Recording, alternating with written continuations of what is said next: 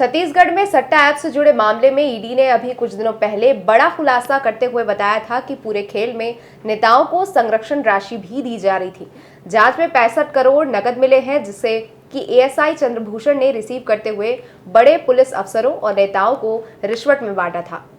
ये सब होने के बाद ईडी ने पीएमएलए एक्ट यानी prevention of money laundering act के तहत एएसआई चंद्रभूषण वर्मा, सतीश चंद्राकर, हवाला कारोबारी अनिल और सुनील दम्मानी को गिरफ्तार कर लिया था और अब जिनके ऊपर कार्रवाई शुरू हो चुकी है। और आज महादेव सट्टा ऐप मामले में ईडी ने कोर्ट को बताया है कि सीएम के सलाहकार विनोद वर्मा से रिश्तेदारी के कारण एएसआई चंद्रभूषण वर्मा ने रायपुर और दुर्ग की पुलिस व्यवस्था को पूरी तरह भ्रष्ट कर दिया था।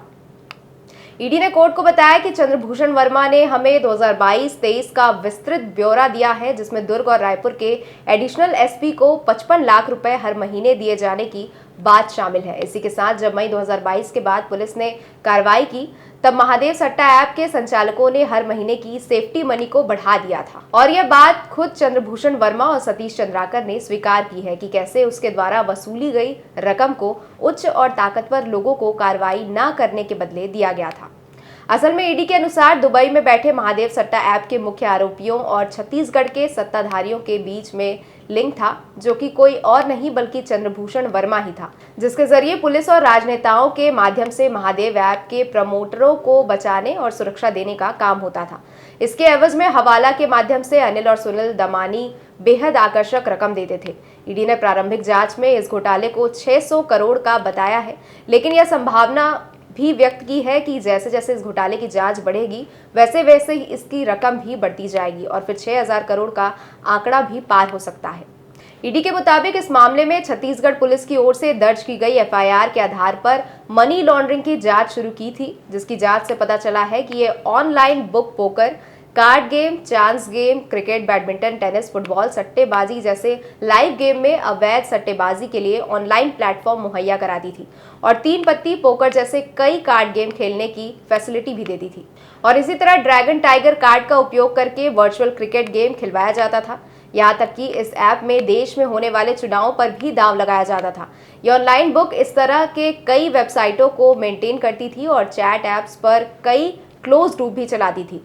वे वेबसाइटों पर खुद के कॉन्टैक्ट नंबर से विज्ञापन करते हैं और लोगों को मुनाफा कमाने के लिए खेलने का लालच देते हैं। इन नंबर्स की खास बात यह है कि ऐसे नंबर्स पर केवल व्हाट्सएप पर ही कांटेक्ट किया जा सकता है।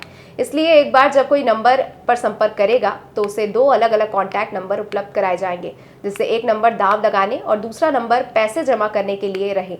और इसके लिए बाकायदा कई वेबसाइट भी बनाई गई थी, जिसके लिए एक यूजर को आईडी भी मिलती थी, जिसमें आमतौर पर दांव लगाने के लिए बेटर्स की जरूरत होती थी और इसलिए अलग अलग जगहों पर पैनल भी बनाए गए थे। यूजर्स के लिए पैनल चलाने वाले पैसों के लेन देन का काम करते थे। कुल मिलाकर पैनल मालिकों को पैसा का नुकसान नहीं होता था, लेकिन यूजर्स को शुरुआती फायदे के बाद उनके पैसे खोने की संभावना जरूर रहती थी। सट्टेबाजी के इस ऐप में पैनल या शाखा बनाकर एक छोटी फ्रेंचाइजी की तरह सौरभ चंद्राकर और रवि उप्पल बेचा करते थे और पैनल मालिक आमतौर पर इन्हें एचओ यानी हेड ऑफिस कहते थे, क्योंकि यहीं से यूजर्स की प्रोफाइल तैयार की जाती थी, जिसमें कि यूजर्स को ऑनलाइन साझा किए गए बेनामी खातों में पैसा जमा करना होता था और फिर बेनामी बैंक खातों से ही उन्हें भुगतान किया जाता था। सट्टे के हेड ऑफिस में साप्ताहिक शीट पैनल मालिकों के साथ साझा की जाती थी, जिसमें सभी दांव, कुल लाभ या हानि के आंकड़े शामिल होते थे। दांव का अंतिम परिणाम जो भी हो, 20% हिस्सा पैनल संचालक का ही होता था और बचा 80% एचओ या हेड ऑफिस मतलब कि सौरभ चंद्राकर और रवि उप्पल का होता था।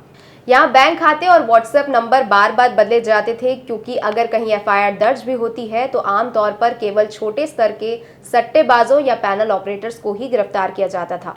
और देखिए, विदेश में बैठे मुख्य आरोपी अब भी ईडी की गिरफ्त से बाहर है। यहाँ ईडी का यह भी कहना है कि पुलिस और नेताओं ने अवैध सट्टेबाजी के गलत असर को देखने के बावजूद सभी ने अपनी आंखें बंद कर ली थी। इसका असर कुछ ऐसा था कि भिलाई के युवा बड़ी संख्या में दुबई पहुंचे और इसे ऑपरेट करने की ट्रेनिंग लेकर भारत वापस लौट आए और खुद का पैनल शुरू कर दिया। फिलहाल आरोपियों को कोर्ट में पेश करने के दौरान आज काफी हलचल रही। ऐसे ही खबरों में अपडेट रहने के लिए आप जुड़े रहिए सुरमई टाइम्स के साथ। इस वीडियो को लाइक और शेयर जरूर कीजिए, साथ ही हमारे चैनल को सब्सक्राइब करना ना भूलिए।